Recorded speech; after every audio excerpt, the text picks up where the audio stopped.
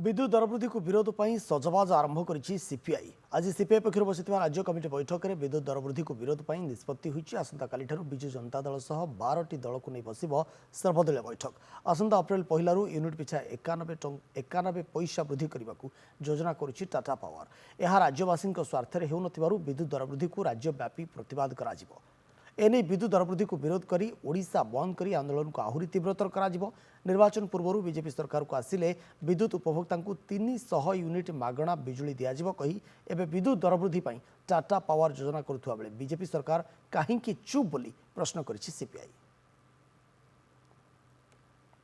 आम समस्ते प्राय भावुँ 12 खंड 12टी संगठन अन्य बुद्धिजीवी नहीं कथा हूँ जो सरकार कहले जे आमको भोट दियो आम सरकार को आसिले 300 यूनिट पर्यंत फ्री करेंगे किंतु से तो कलेनी।